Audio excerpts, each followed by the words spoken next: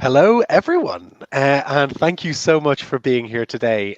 Welcome to the very first Society for Renaissance Studies Public Engagement Toolbox live event. My name is John Gallagher. I'm a lecturer in history, early modern history at the University of Leeds, and I'm a member of the Council of the SRS with responsibility for our public engagement side of things. For those of you who don't know, the Public Engagement Toolbox, or PET, our pet project, is something we've been running since last year's lockdowns. And it's an attempt to bring together resources from early modernists and scholars of the Renaissance who model best practice and excellence in public engagement in their scholarly work. And what we're trying to do is to ask people who contribute to the PET or the PET about the how of doing great public engagement. So to give us their insights into, for instance, how art history television gets made, how you work great impact into funded projects, how you work together between scholars and museum curators to curate fantastic exhibitions. And so as part of this, we've created a set of conversations and a wonderful blog post as well, which is always growing. It's on the SRS website, and we'll drop it into the chat as well, so you can check it out. But this is a fantastic set of resources for anyone in the early modern or Renaissance periods who's hoping to work great public engagement into their work. And so let's move on to today's fantastic topic. And thanks everyone for saying hi in the chat. Great to see everyone joining us.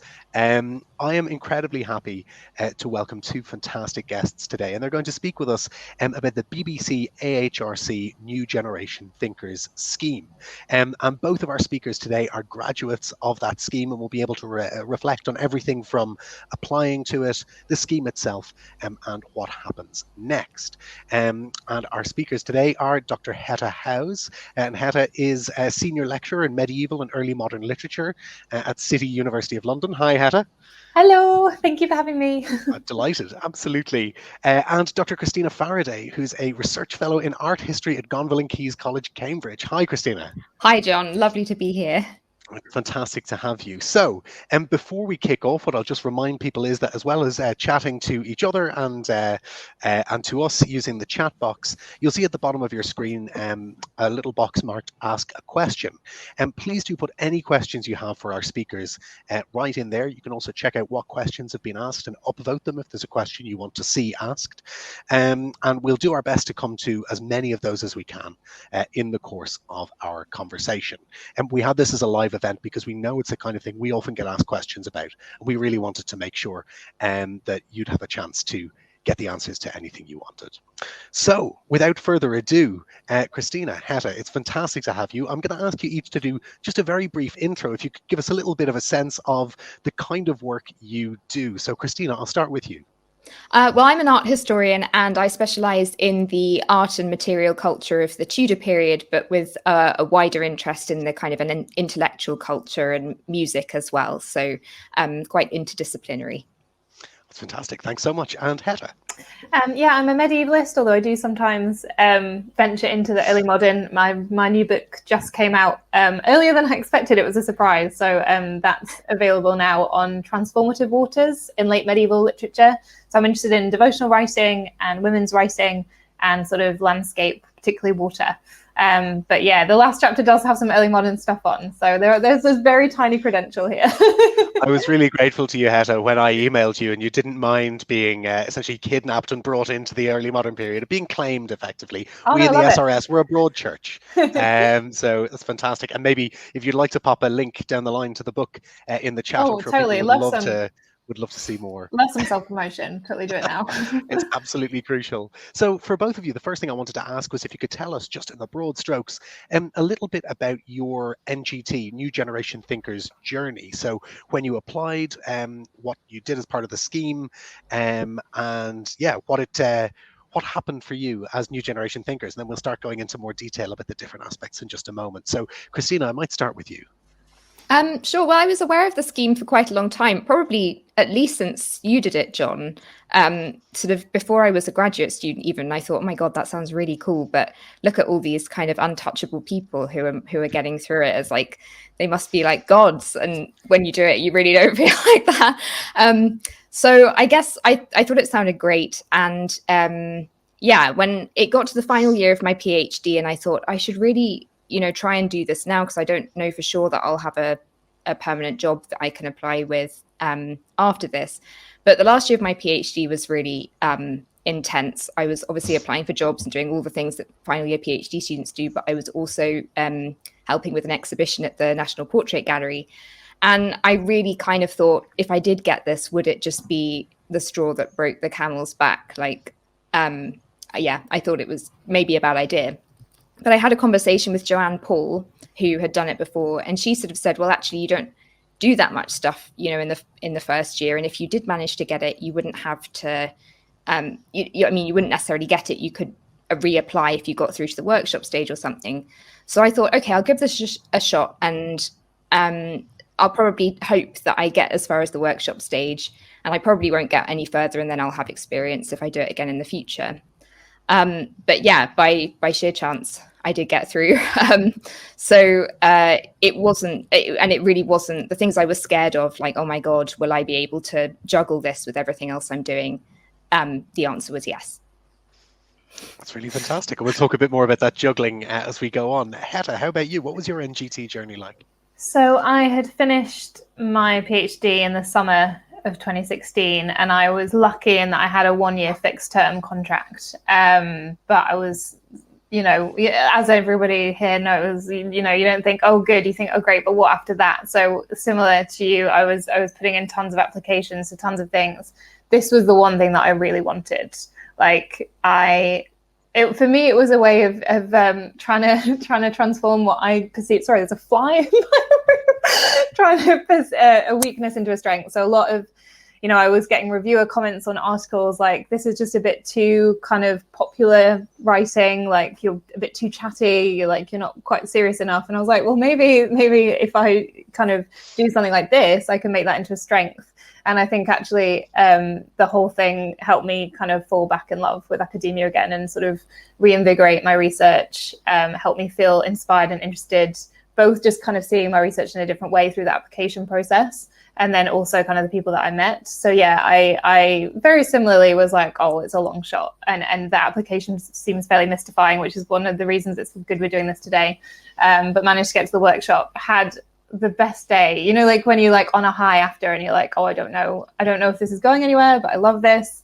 And it really was just a boost for the next few difficult months whilst I didn't know what I was doing next. And I was like, everybody like in this event will know when you open your inbox and like 36 job applications like rejected, and you're like, oh God. But this was something that was like, okay, I can put some energy into this, I can feel good about myself.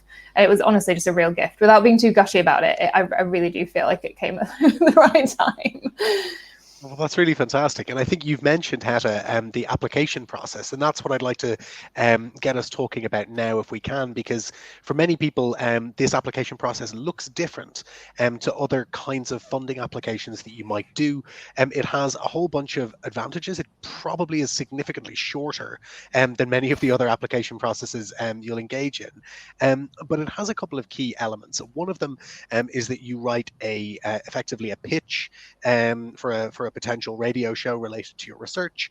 And one is that you write a review, and we'll talk about that bit in a second. But I wanted to talk a little bit about the pitch elements of the application, and to start by asking you, well, what did you do? What was your pitch? So yeah, I suppose, Hetta, if we can start with you.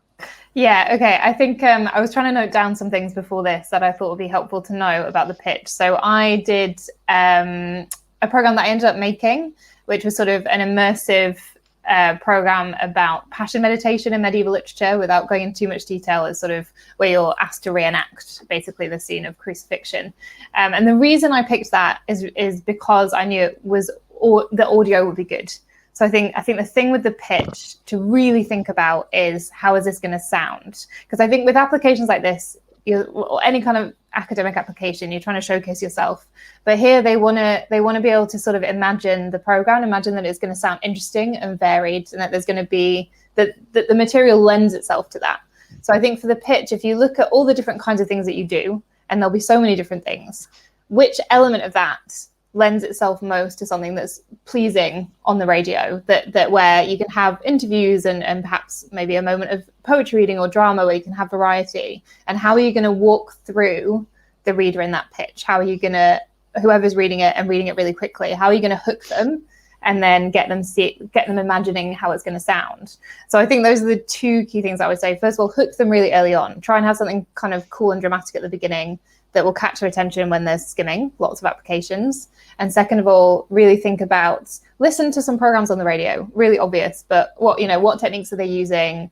What have previous NGTs done? Because that tells whoever's reading that you've thought about it, that you're kind of attuned to that. And that's something that they're really looking for. Some people put in the application without even thinking about that. And they're like, oh, well, is this really what they want to do? Or is it just something else to apply for? So I think that would be my main piece of advice. And have fun with it as well. I loved writing the application because I felt like I'd had the shackles taken off me. I find academic writing quite difficult and a bit restrictive. I just was like, I'm just going to have fun. And I sent it to a lot of friends who aren't in academia. I was like, does this sound interesting to you?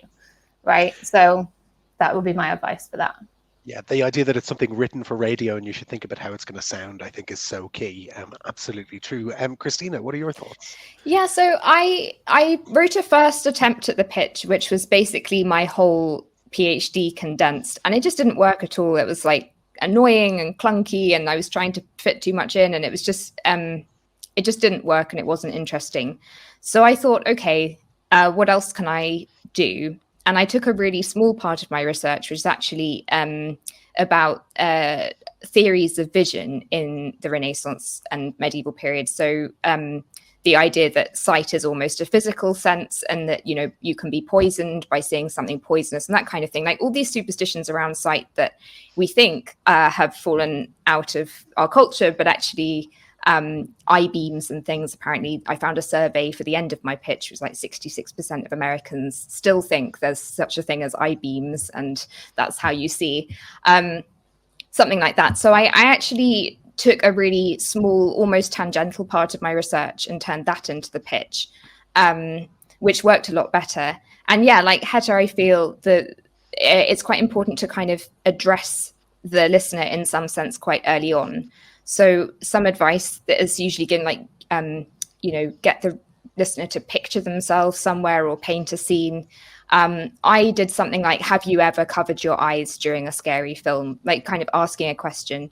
So basically getting the listener to immediately feel invested in what you're saying, I think, is a really good piece of advice. And don't be afraid not to do your main thing, because they actually really like it if you can do more than one thing. So it's good.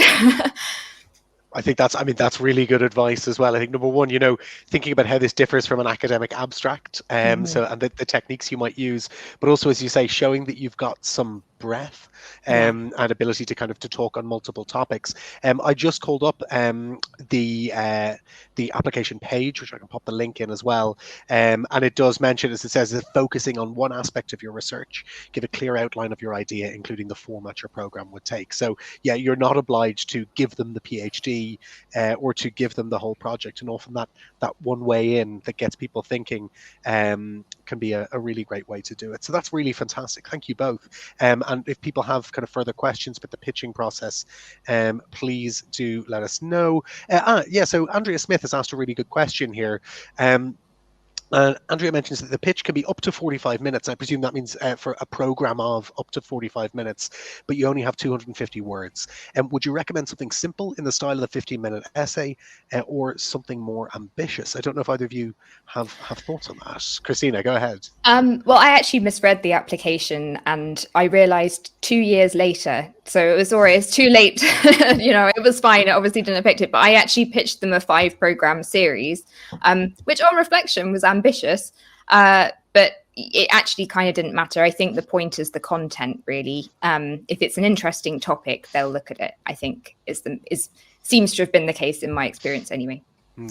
Yeah, I think if the wording, I did have a quick look earlier at the application, if the wording is that the program can be up to 45 minutes, and it sounds like they do probably want a feature rather than an essay, so I would make it a feature, sort of, you know, like you can listen to a few of the Sunday features on the Radio 3 website, just because you can show off a little bit more as well. Then, like, an essay is great, and you would get to do that as part of NGT, but I think a feature you can play around a little bit more and show off a little bit more.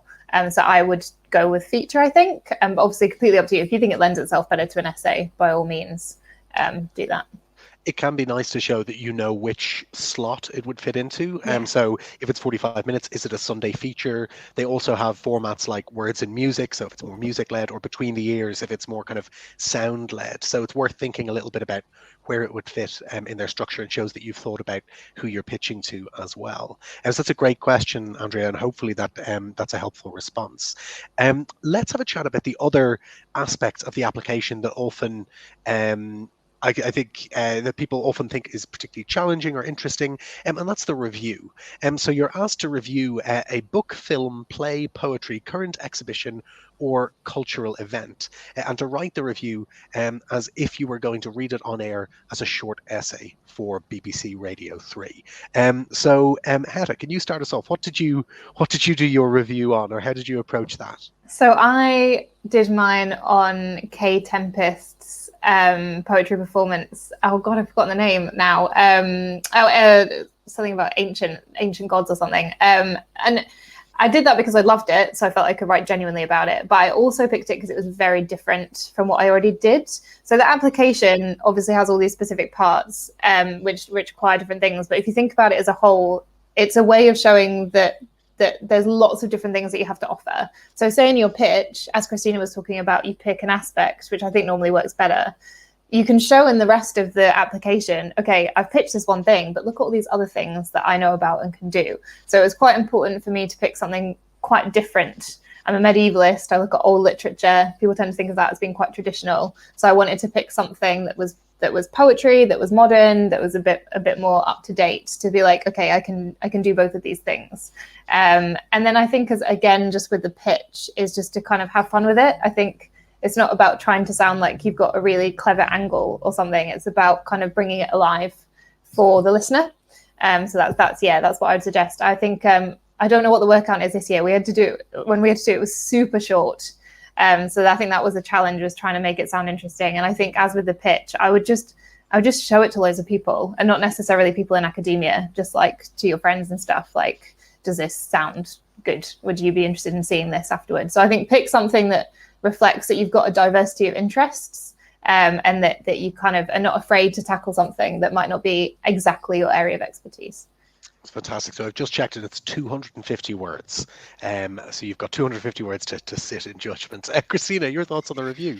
So I reviewed one pavilion from the London Design Biennale that happened that year. So although I'm an art historian, I felt like what I'd pitched them was quite theoretical and quite philosophical, and I wanted to show that I could do kind of design and art history and stuff, but contemporary rather than Tudor. I actually really went to town on the review, and I used the word sphincter, which I never use. And my brother was like, my brother's very edgy and cool, and much cooler than me. And I read it to him, and he was like, yeah, that's good. And I'm pretty sure that was like a major factor in them considering my application. But it was just it was sort of plastic tunnel in the middle of Somerset House courtyard. And the idea was that it was design responding to people. But actually, when I got into this thing, I didn't weigh enough to make it work. So it was really kind of rubbish for me, because it was supposed to get wider when you got in, and it just stayed really narrow. So I just talked about that, really, about things going wrong, which I think is, an interesting angle on stuff. So yeah, that was what I did. That's really fantastic. Well, that makes me laugh a lot, but it's really fantastic. And I think with both of those, something you've both talked about there is that, coming back to what we said about breadth, that, showing that you can do more than what's in your pitch. And that, I think it's fair to say, is a real something that certainly the producers on the BBC side of things are really keen to see, because they're interested in people who can make a great program, but also people that they might bring in to review things, to be part of discussions, and they're keen to see that kind of that breadth and flexibility as well, which I think is really good. One thing I was just going to add on to that, just again from the application materials, is that they do say with the review, remember that the free thinking program makes a link between arts and ideas. So your review will need to explore ideas within or prompted by the work, and not simply discuss its apparent quality. And that's, I think, something people often ask is like, am I meant to be kind of sitting here saying, is it good, is it bad? Or using it as a jumping off point for thinking interestingly on the radio? And with both of yours, it sounds like it was kind of edging more towards the latter. But that's fantastic. I think some really, really good advice around the review element of the application. Again, if people want to ask questions, please do just pop them in the box below. With the other elements of the application now, because I applied, the time I got it, I applied in 2012, I think.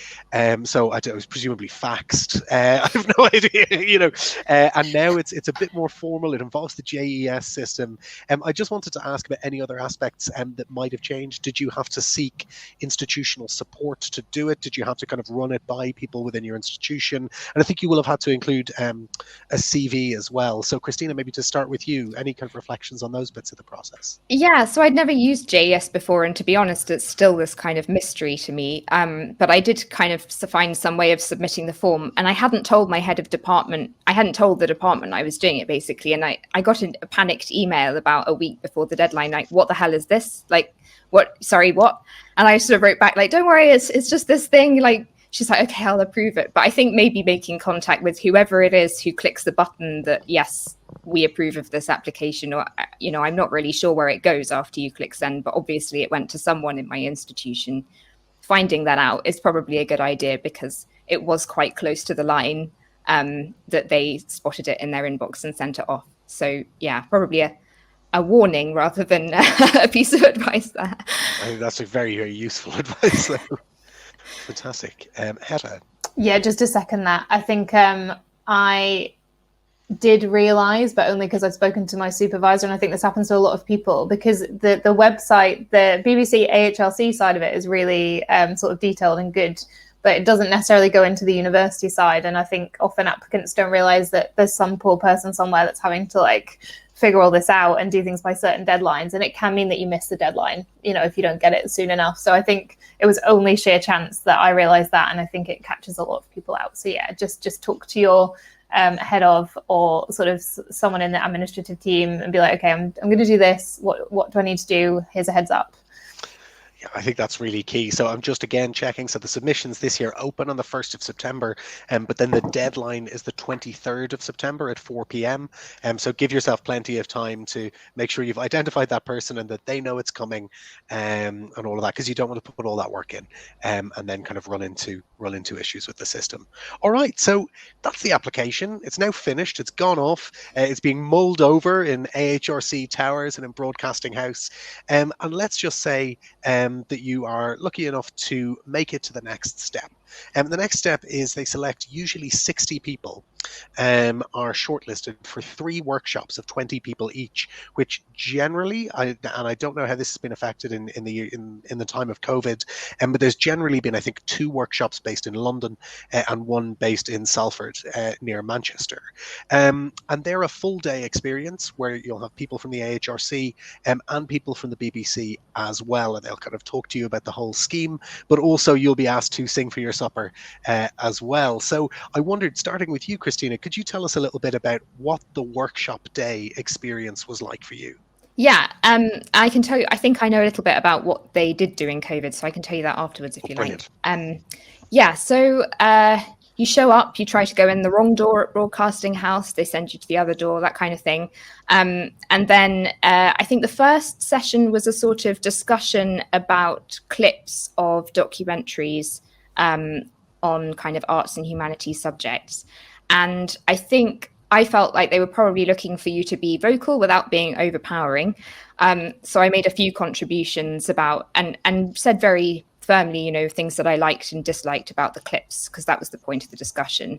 And I think I got the sense they were looking for you to have quite a clear idea of or vision really for what your style might be, at the same time as being open to obviously the producers' ideas and people like that, because the discussion happens amongst the group, but you're being watched by producers and people who run the scheme, so they're kind of getting a sense of the group, I think. Hetta may be able to add more about that, but so there was that part. And then we had a discussion group where we kind of workshopped our pitches. There were about 5 of us in each group with a producer.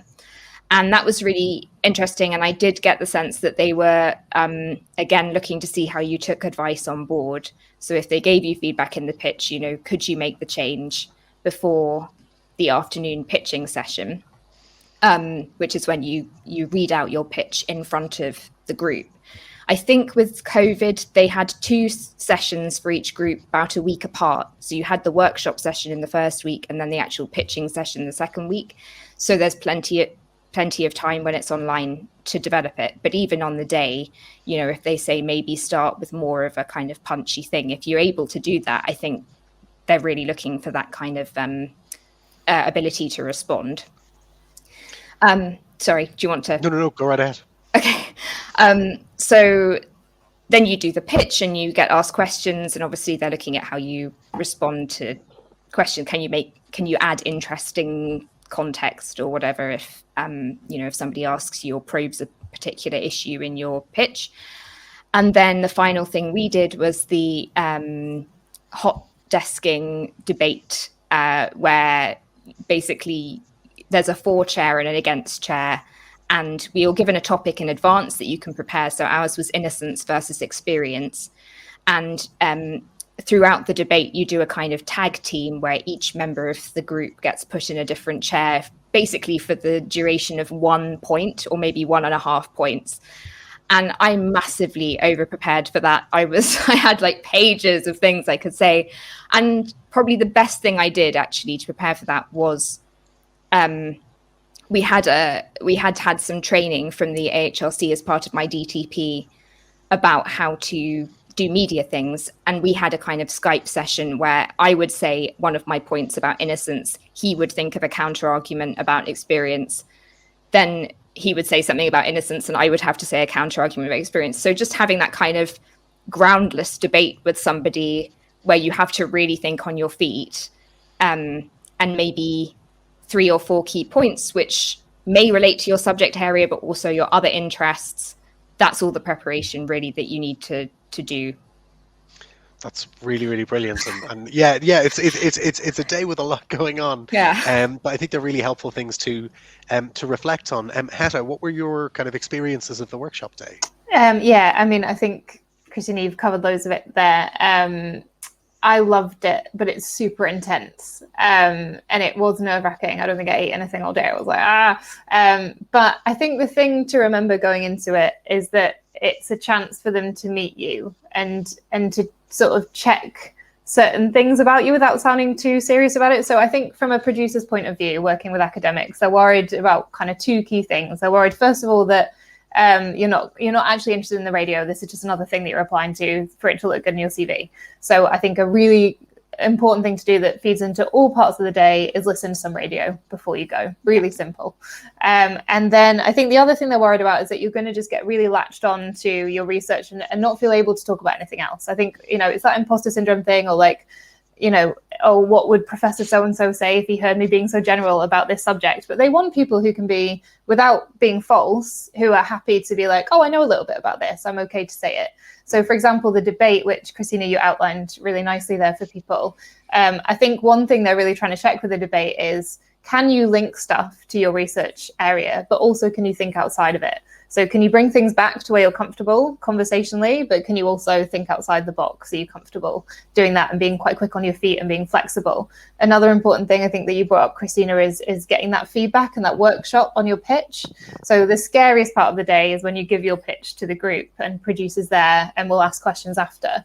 But you get this chance beforehand to sort of talk it over with people. So if you get to the workshop day, if someone gives you advice and they're a producer, for goodness sake, listen to it and work it in. And I know it's scary because you've got everything prepared and you're like, oh no, and I've got to go a little bit off piece. But I think that they're looking to see how you respond to that. I think the other thing to say about the workshop day is if you're there, like, huge congratulations, and loads of people get loads of radio work off the back of this. Like, even if you don't make the NGT 10, I know lots of people that have created really good relationships and got a lot of work through just being there on the day. So I think follow up. If you have a good conversation with someone on the day, or you make a connection with a producer, or even if you don't, and you just email them and say, I know I didn't get this, but I still love this program idea. Are you interested in making it? And just kind of be, I think it's sometimes a little bit out of character, certainly for me, to be pushy. I think I had sent an email with my first pitch that was unsolicited, and it took me like a tequila shot to do it. So I was like, they're going to think I'm terrible. I'm pitching them stuff and they didn't even ask for it. But actually, they always want ideas. And if they think you're enthusiastic, they'll be like, oh, great, some content. Like, we're really busy and we need content. So that's fantastic. I'm just checking my notes quickly in case there's anything else I wanted to say about the workshop. Oh, okay. I think the other thing, just quickly, sorry, I don't want to take up all the time, but is to remember that they're not necessarily needing you to be great at everything. Like, I think some people come out of the workshop being like, okay, they're going to make some really good feature programs, or they're going to be really great on free thinking, or they're really good at this aspect. Some people are good at all of it, great. But I think, don't worry if you feel like one part of the day doesn't go quite your way. I think I was appalling at the debate. It freaked me out. It was all happening too quickly. I panicked. I didn't really know what they wanted from me. And I left being like, oh, I totally messed that up. And actually, I think because I'd done a good job on the pitch, that was okay. There's also a chance to chat with people after. And I would definitely stick around. Like, and stick around, like, in the sense that you don't necessarily know who you're talking to, but you're just chatting. I remember I ended up chatting to someone at the drink. So it turned out later was a guy that made all the decisions, but I didn't realize. And I was telling him all about how I fancy Ryan Gosling, and like, La La Land was my favorite movie, and I love musicals.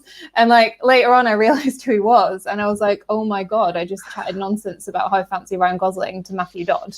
But actually, it turned out that then he was like, oh, she's like a human being. Like, that's, she can have a chat. So I think, like, chat with people, but be yourself as well. Don't try and like get in your own head about it. Just try and be yourself. Yeah.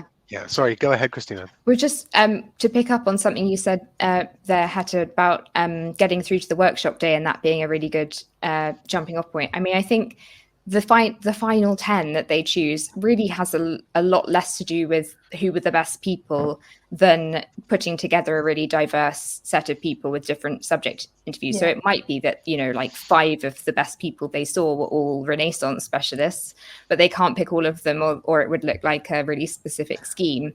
So it doesn't mean that they don't, that they won't want you to do things. I also think they go for a range of accents, just sort of judging from some of the cohorts in the past and from my cohort, like, they don't want everyone to sound like me. So I think, that can also be a factor. So again, getting to the workshop stage, you're kind of in a way. Yeah. I think that's so true. I mean, and it's certainly something that in recent years, I think they've really pushed more towards, is that idea that it's not a winner takes all scheme, and that it was a real waste to have a situation where they met 60 people and then just focused on 10. And that, I think, Hetta, which you've talked about, that idea that people who make it to the workshops are very commonly getting called back and having programs made with them, that's absolutely built into the system now, which is really key. The only tiny thing that I would add, because I didn't do it myself, and I now say it to anyone who's going to the workshops, is print out your pitch in multiple copies and double space it, because you're gonna scribble all over it. You're gonna change every bit. You'll probably sweat over several of them. So just make sure that you've got that, and then if you're there on the day, it makes it a lot easier to change those things around and add those changes as well. But brilliant. That's really, really helpful to hear those reflections on the workshop phase. So now I think what we might do is move on to talk about your NGT year, right? Because you're each a member of a particular cohort, and there are certain activities that every cohort does and certain contributions that you make.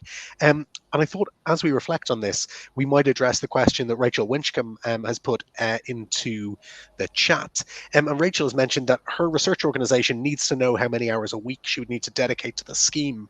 And are there any suggestions on this? And I understand that that's, for reasons that we'll probably explore, quite a difficult question to answer, but hopefully, Rachel, some of these responses can help you kind of clarify what kind of a commitment it is, because I think there's often not confusion, but I think people don't necessarily know very much about, if I get this, what's it going to mean in terms of my work life? How much is going to be demanded of me? So in this case, Hetta, I might come to you first, if that's okay. Can you tell us a bit about your NGT year and how that unfolded? Yeah. And I'll try and relate it back to that question. So I would say that my year was incredible. And yeah, I'm such an advocate for the scheme. Honestly, I'd be like a poster if I could. It really did give me a lot of confidence. It helped me think about my research differently and my writing differently, and it was great. So, but in terms of like what the year actually looks like structurally, there's certain things that you kind of are expected to do. So there's media training, which is fantastic. I really enjoyed that. And it changes every year, but my year, they were like, okay, everyone is definitely going to do an essay, and everyone is definitely going to be on at least one free thinking. And some people might get to do a feature. And luckily, I did get to do that year as well. But beyond that, it was sort of as what you could kind of make it what you wanted. So I did a lot in my NGT year. And since I've done quite a lot, not so much this year, COVID, etc. But because I'm an aggressive pitcher, so I'm like, please, I want to do some more. I find it's like a drug. I want to do it all the time. So it's quite important to my working life to keep doing it, to keep kind of energized. But I think if you're thinking, oh God, is it going to take over? I'm trying to finish my PhD. No. The sort of requirements themselves will take time. It takes time to write an essay, it takes time to prepare to be on free thinking, but they're normally in quite manageable chunks, and you can kind of time them, as well. If there's a really busy point in your year, if you're finishing up your PhD or you've just started a new job, they're normally like fairly flexible, like, okay, I can't really focus on it right now, but how about then? And they'll be very clear on the timeline in advance. So it's sort of manageable chunks, and the reward is definitely worth it as well, the stuff that you get to do. Now, if you are like, okay, that's more than enough for me, I can't deal with any more, that's totally fine. But if you want to do more, if you want to make more of it, they're very open to getting emails, to getting pictures, to getting ideas. So for example, if you see that there's an exhibition on and you're like, oh, I could review that, you can shoot them an email. Like they'll reply like 1 out of 25 times, but they're pretty busy and they're always looking for stuff. So if someone gives them something they can work with, they're like, oh, great, we'll take that.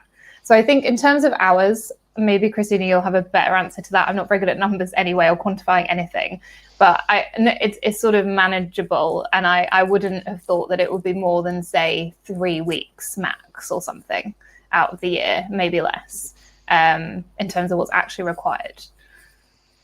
Brilliant. That's really, really helpful. Christina, what was your NGT year like?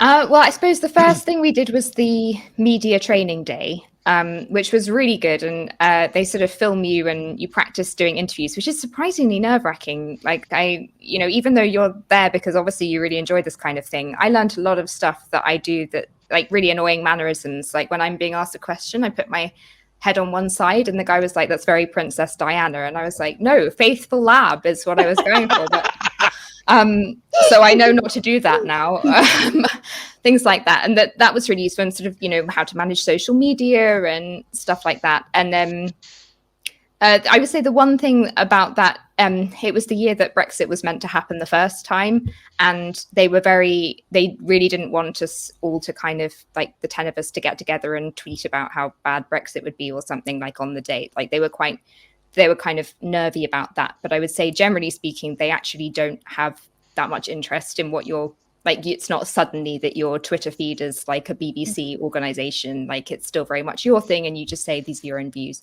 So that was covered partly by that media training day. And then we had another day in London where we had our headshots taken, which just made me feel like a film star. There were people looking out of offices like, who's she? Do we recognize her? no. It's a But princess Diana. yeah, princess. Yeah, exactly. But actually, on that day, I did a free thinking episode because it just so happened that this coincided with the exhibition that I was doing at the National Portrait Gallery. So I was on a free thinking episode with another of my cohort of NGTs, kind of before we'd even had a lot of the training to talk about that, basically. So that was a really exciting, if slightly in at the deep end, start to the year. And then, as Hetta was saying, the two compulsory things that they definitely want you to do are a postcard for free thinking. So like a kind of 5-10 minute speech and then some questions afterwards. And I did that on pop-up anatomy books from the Renaissance, so like Lift the Flap things, which I was working on at that time. And then at the end of your year, you do an episode of the essay, which is like a 15-20 minute program for Radio 3. And that I did do about my research, but also dinosaurs, because I can't talk about my research without mentioning dinosaurs these days. I don't know how that's happened. So those were the compulsory things. And then in addition to that, I did another episode of Rethinking because there was an anniversary that was relevant to my research. And that's something that they often say if you're pitching things, try and tie it even quite tangentially. I mean, this was literally like the 400th anniversary of somebody writing down that they'd seen a carousel for the first time, like the first recorded mention of a carousel was 400 years ago today. So that was the jumping off point for an exploration of like mechanical entertainment more generally. And yeah, I would say in terms of time commitment, because I didn't do what Hetta did and like keep pitching things, it was a very stressful year that I was doing everything else. And I thought, in a way, they make it very clear, you are in the scheme now, and they will keep sending emails every year, every 6 months saying, these are the deadlines for these programs coming up. So in a way, I didn't feel like there was any pressure to pitch all the time in my first year of the scheme, because I know that as my work progresses and as I get, more stuff I can share, that opportunity will be there, and I know the people. So yeah, I would say in terms of time commitment, it maybe took me a few days to write my essay piece, and then another couple of days to work on the revisions that the producer sent me, and then a day to record it max. So yeah, it's really not a big time commitment if you don't want it to be, and it's something that you can think of as a really long-term investment in your career, basically. I think that's really helpful, and hopefully, Rachel, that goes some way towards answering the question that you've asked. I think it is obviously hard to put a particular figure on it, but it gives you a sense of how it might encroach on your life in that kind of year after getting the award. I see that Rachel Willie in the chat has found the carousel emoji, which I'm delighted to hear. But Rachel's also reflecting in some really interesting ways on her own experience of the workshop day as well, and some of the things that were said there, which I think is really, really great. What I wanted to talk about now, in the kind of final bit before we finish up, and I just want to encourage people to ask any questions that you have. I've got a great one from Emily, which I'm going to come back to in just a second, actually. But before we do that, I wanted to talk about next steps and what's happened since your NGT year. Because, Christina, I think you were dead right on this when you talked about it doesn't all have to happen in that 1 year, that you've got these connections and you can build on them and come back to them and things like that. And Christina, in your case, you've also kind of broadened the kind of public engagement you do and the avenues that you share your research and ideas in. So could you tell us a little bit about you as a publicly engaged scholar since your NGT year? Sure. So I write a lot for an art magazine called Apollo magazine, which is kind of an ideal place for me to write in a way, because it's very much still kind of thinking about art and all the things that I do, but for a popular audience. And I was asked to do that basically. I was asked to do much more stuff after I was a New Generation Thinker. So I think I'd done one article for them before, and then after that, they were, because it gives you much more of a public presence. They're much more inclined to look at your suggestions for things, and they know, that you have a kind of audience in a way that is you're able to share these things with. In addition to that, just this year, actually, there was a big hoo-ha at the V&A that they were going to restructure the curatorial teams. And I felt really upset about it and thought maybe I could do something.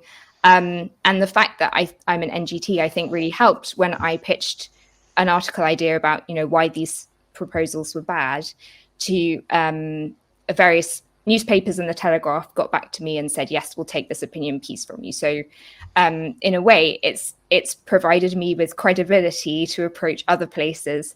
It doesn't all have to be the BBC. I think that's so true. Kind of, it sets you, it gives you, exactly as you say, that credibility is really, really helpful. Hetta, how about you? Because you've done a wide range of stuff as well, both with the BBC and elsewhere. Yeah, I think the main thing, the radio has been my favorite thing, but I think the other thing is it just gives you a bit more confidence to approach other places as well. So I think on the back of the scheme, I started pitching stuff to BBC History Extra, and now I've got a really good contact there. So I do stuff for them periodically, also Times Literary Supplement. And I think having the scheme behind you gives a bit of weight, but I think for me, it was mostly just confidence. It would never have occurred to me to email people like that before. I'd have been like, oh, what would they want from me? And I also wouldn't have known how to pitch to them, whereas the scheme helps you figure that out. So I think it's kind of helped me to do different kinds of writing beyond sort of academic writing, and sort of kind of ended up doing a few more events and things like that. But I think the other thing, in terms of thinking about how much it encroaches on your kind of life and, is it too much? I think it depends whether or not you feel like you're someone who needs like extra stuff to invigorate you. So for me, I find that when I'm doing the extra writing for different kinds of audiences, it means that I do my own writing better. So I was really struggling to finish turn my thesis into a book until I started doing some different kinds of writing about it, and then it helped me to finish it. Not everyone necessarily will be like that, but I think if you think you might be, then I think about it like that it's actually just kind of adding to this. And also increasingly as the years go on, jobs are looking more for people that are comfortable talking to wider audiences. I think when I first, even just in 2016, there was a bit of sort of snobbery about it, like, oh, that's not real academic work, and I feel like that is fading. Yeah.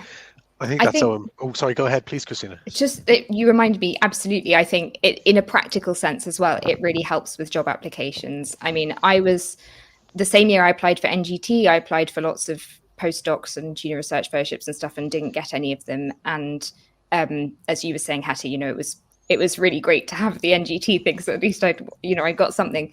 But then the following year, when I'd done all the media training and stuff, it really helps with interviews because they tell you things like, if you get asked a question you can't really answer, there are some really clever ways of saying like, oh, well, that's really interesting. And it reminds me of this other, like it makes you look as though you're still answering the question when actually you're saying something completely different, and things like that, which I found really useful in my job interviews that I was doing. So yeah, and particularly if you're interested in applying for junior research fellowships in Oxford and Cambridge especially, because you have to appeal to a really broad range of disciplines, there are scientists on the committee, to be able to explain your research in ways that non-specialists can understand, that is a skill that will help you get really top academic job. So it all contributes, I think. Yeah, I think it's really useful to look at, the trajectories from people who've kind of come through the scheme, and you have people who are now leading lights in public history or writing kind of trade nonfiction. A shout out here to SRS member Catherine Fletcher, who is obviously you'll see her on your TVs and you'll see her wonderful books, but we also have a pet with her.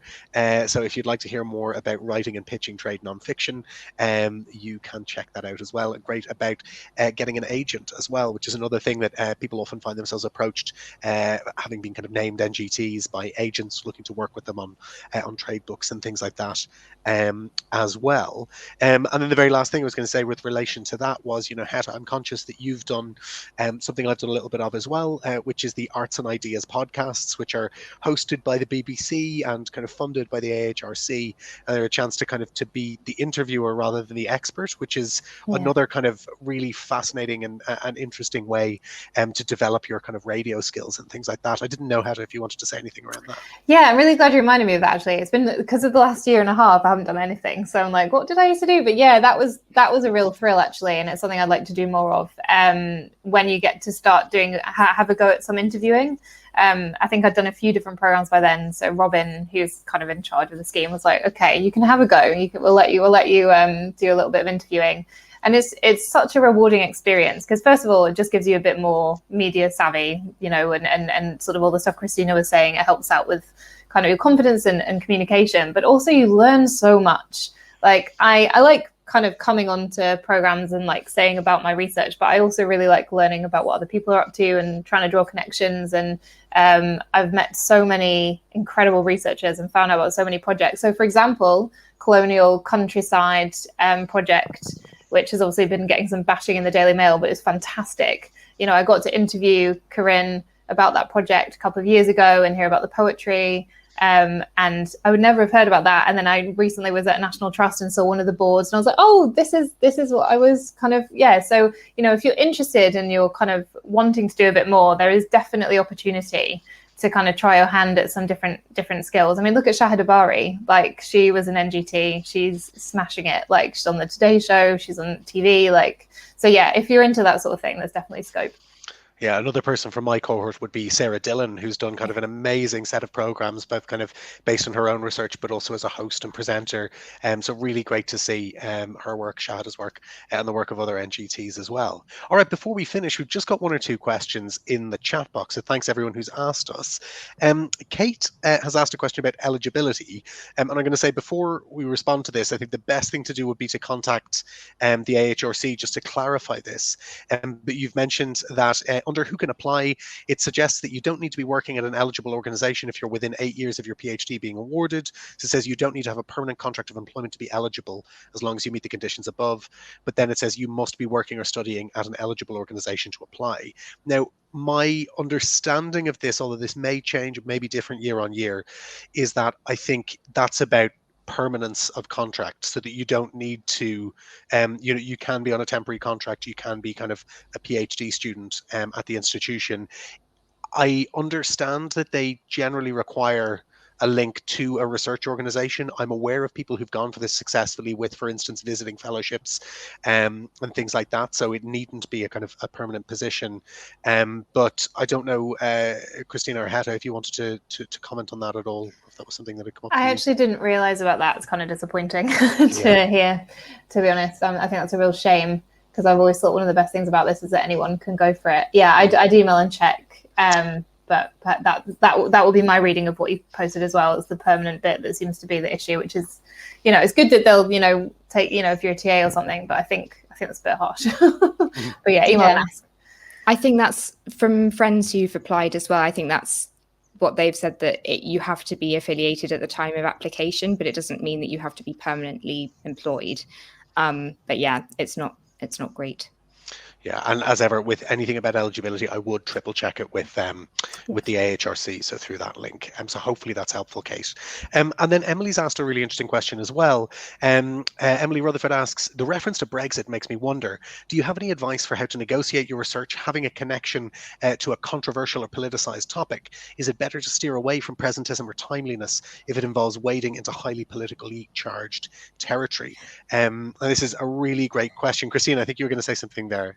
I think if your actual research deals with that, that's one thing. I mean, there were people, there's someone in my cohort who dealt with the history of anti-Semitism on the left, and obviously that's been like massively relevant for the last few years. I mean, I think when he talked about his research, he didn't sort of draw the parallels. He left that for people listening to do for themselves.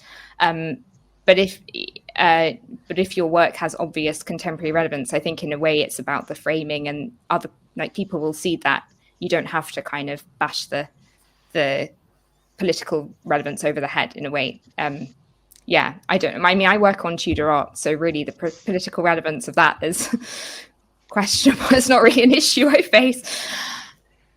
Fantastic. All right, thanks very much. Hetta, any thoughts on that? Just that I think, well, first of all, I think they'll love anything that's timely. They obviously don't want you, as the BBC, they don't want you to to be too political on either side, but that's not to say I just did a Radio 4 program with Stuart Lee about kind of unreliable narrators, and the government definitely came into that. So I think if you're okay with it, totally kind of show that your work is relevant and kind of links to news stories. Incidentally, also then pitch the conversation if you've got some stuff on that. But I would also say, don't feel that you have to. You'll get a lot of training on it, and they're very good at walking you through how to navigate sort of troubled waters. But if you're feeling a bit vulnerable, there's definitely been stuff I've thought about pitching or kind of backed out of, because I'm like, you know what, at the minute, my head is not in the right place to kind of accidentally cause some kind of storm on this when I don't really know where my own head's at. You know, if it's something that you kind of, like you think there might be some backlash and you're not ready for it, then there's no shame in just saying, you know what, I actually don't feel quite prepared for this right now. In fact, actually, on that note, Hetta, with my pop-up books, anatomy books, postcard for Free Thinking, I was asked a question when we were recording, it wasn't going out live, that was Brexit related. And I gave a really rubbish like the whole thing just didn't feel right to me. And I said afterwards to the producer, actually, I'm not happy with how I answered that question, can you take it out? So in that instance, it was them trying to add the political relevance. And I was like, no, it's really just about the 16th century. So I think, in a way, it's about what you're comfortable with. Yeah. I have some recollections from my own year in the scheme that there was one member of my cohort who was working on something that was potentially quite controversial and inflammatory. And I remember that their work, they did have to work with in-house lawyers in the BBC to make sure that stuff was above board and that they were able to say what they said. But that's certainly something that's worth thinking about. But I definitely, again, in response to Emily's question, I would say timeliness is often great, and I certainly wouldn't steer away from it. And the only reflection on that, and this is a whole other maybe PET talk and conversation, which I'd love to have if anyone out there has expertise that they can share, is that with anything like this, it's worth thinking about and exploring the kind of support that your institution will give you, should you kind of be out there kind of talking about stuff that might draw this kind of attention. And it's really important that institutions do provide that support, but that might be a conversation worth having, and as I say, something I'd love to explore in another one of these conversations. Fantastic. Well, I mean, we've just hit our hour, and much as I'd love to continue interrogating our fantastic interviewees today, I think it's time to let everyone go. I just want to finish by thanking everyone for coming along, thanking Rachel Willey from the SRS for all of her amazing work in putting this session together. If you're watching it live, thank you. If you're watching it recorded, it's all thanks to Rachel's wonderful work with the Crowdcast system. Please do tell your friends and colleagues, if they're considering going for the scheme, that this is available, that they can find out more by watching the recording back. But lastly, I really just want to thank Dr. Christina Faraday and Dr. Hetta Howes for just really, really fantastic reflections and thoughts on the scheme, and to wish everyone here the very best of luck in going for the scheme. It would be fantastic to see some brilliant early modernists on it once again this year. So thanks so much, everyone. Thank you. Thank you. Thanks both.